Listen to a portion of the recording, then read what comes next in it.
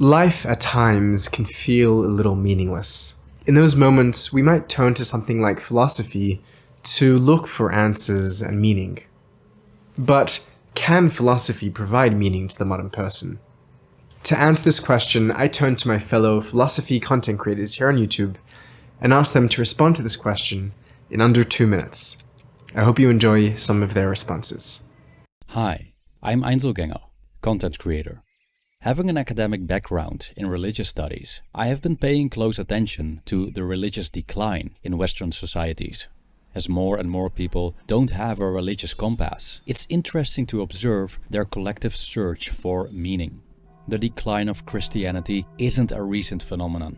It's been going on for centuries.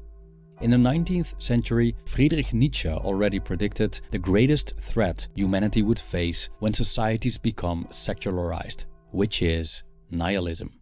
And it seems Nietzsche was correct. Many people are struggling. Feelings of meaninglessness and lack of direction are prevalent. Now, could philosophy provide meaning to these people? I don't think philosophy in itself gives our lives meaning per se, unless one finds or creates some form of meaning around it, like creating philosophical content, or teaching philosophy at school, or seeing the mere exploration of philosophy and accumulation of knowledge itself as meaningful. But I do believe that philosophy provides us with directions when it comes to finding or creating meaning in our lives. Different philosophies approach meaning differently. Some define the meaning of life very lucidly, like the Stoics, who believe that one's goal in life is to live in agreement with nature. Others, like Albert Camus, claim that life is meaningless and that we should embrace this. So I would say that to find meaning through philosophy, people could explore different philosophies and pick the ideas that suit them. Philosophy begins with wonder. Man looks up at the stars and wonders. What is my role in all of this? Why am I here? Why is there anything at all? It's deeply human to seek answers, but what sparks our curiosity is that primal sense of wonder. At the same time, we are never quite satisfied. Every answer only seems to lead to more questions. Questions on how to behave, questions on how to organize society, questions on the ultimate reality of the universe. The human project is an endless quest towards answers, searching for that holy grail, the answer to life, the universe, and everything. In his masterpiece, Goethe has his character, Dr. Faust, lament on the fruitless result of his lifelong quest for knowledge. Faust has studied everything: medicine, law, philosophy, even theology. Yet, as the poem goes, for all his lore, he stands no wiser than before. Faust is missing a key component, the puzzle piece that will make his search for true knowledge complete. He is willing to sell his soul to the devil to obtain it. Luckily, we need not go so far. We can arm ourselves with the work that others have done before us, in search of this holy grail, this fundamental piece of knowledge, this stable floor upon which the house of philosophy can be built. Schopenhauer thought he found it when he discovered the will. Then Nietzsche came along and said, not so fast. Plato has the world of forms, Descartes has the cogito, Kant the thing in itself. Religion has revelation. None of them seem to have found the conclusive answer. The Faustian search still continues.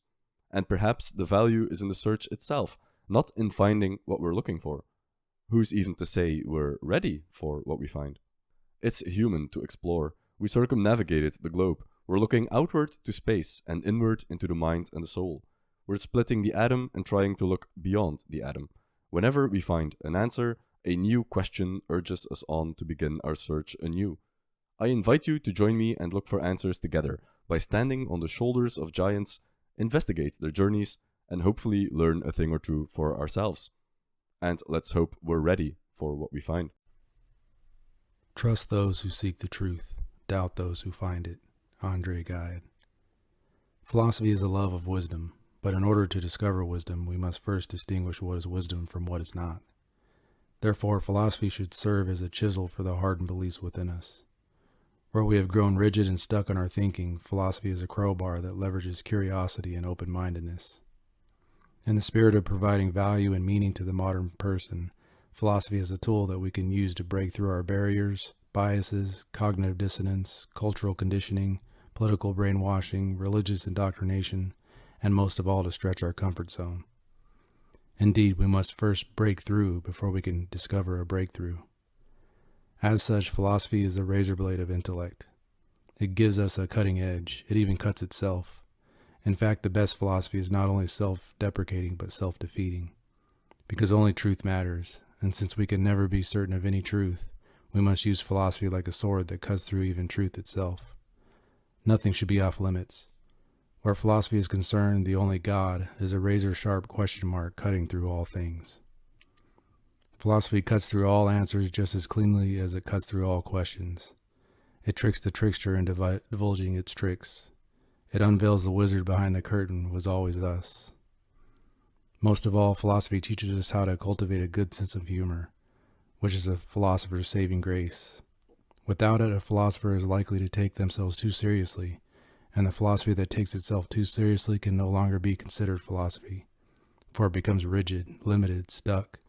It becomes religion. Philosophy has only one deadly sin, giving up the truth quest for the truth. That's religion.